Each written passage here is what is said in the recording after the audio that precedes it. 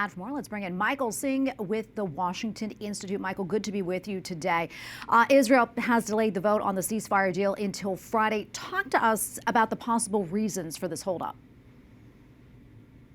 Well, the reasons that Prime Minister Netanyahu gave for the holdup are, he's accused Hamas of reneging on some of the details of the deal about exactly which Palestinian prisoners would be released under the ceasefire agreement.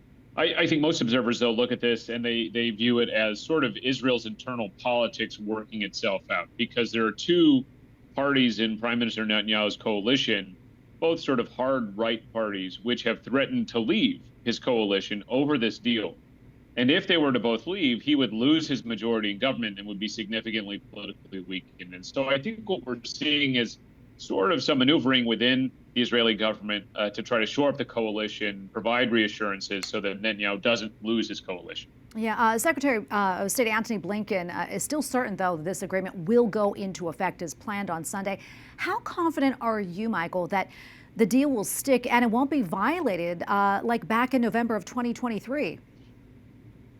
Well, I think the deal will stick. It does seem as though what we're hearing from all the parties is, yes, barring these kind of last-minute disagreements over details, which I think will be worked out, this agreement is going to go into effect. And I think for Prime Minister Netanyahu, this is essentially a deliverable for the incoming president, for Donald Trump. And to back away at this stage would start him off with President Trump in a very difficult footing. I think we can be sure, however, that the deal will be violated. This is a deal which really sort of only entails details about one phase, a first phase lasting just 50 or 60 days, perhaps. And it's really unlikely that this is going to bring a permanent end or a lasting end to what is a very difficult situation in Gaza. Yeah, difficult indeed. As mentioned, both the Biden and Trump administration worked on this deal. If the first phase of this doesn't go into effect, how do you think President-elect Trump will respond? Well, I think that probably the first phase will go into effect, and President Trump has already sort of taken some credit for that. Obviously, he issued some threats, some sort of really tough language, which he believed was important in getting the deal done, and he may well be right about that.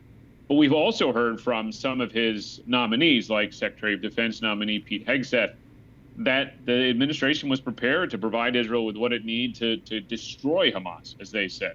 And so I think that the sort of stance that he's trying to take is he's trying to be a peacemaker, saying, I brought this deal to fruition, but ultimately to also show that he has Israel's back, and if it falls apart, to provide them with what they need to essentially go after Hamas. Yeah, before I let you go, I want to touch on Iran. Many world leaders are praising this deal and optimistic about potential peace in the region, but Iran's supreme leader is calling this deal a victory for Palestine and a defeat from Israel. Michael, help us unpack that and your thoughts on that. Well, it's not surprising that Iran's supreme leader would claim victory here. But I think if you look at the events of the past, year and a half, 2 years, it really is a defeat for Iran. They perhaps had more success than they had hoped on October 7th in terms of the number of Israelis that they were able to kill, the penetration of Israel they were able to achieve. That was engineered, I think, by Iran. Along with some of Iran's other proxies, including Hamas, obviously. But since then, Hezbollah in Lebanon, another Iranian proxy, has been decimated. The Assad regime, a key Iranian partner, has fallen in Syria. And Iran itself has been hit a couple of times quite severely now by Israel. And so Iran is looking probably more weak and more exposed than it has at any point since its 1979 revolution. And frankly, Iran could be next on the target list for President Trump and for Prime Minister Netanyahu. Oh, Michael, we're going to leave it right there. Thank you so much for weighing in and for your insights. Appreciate it. Thank you.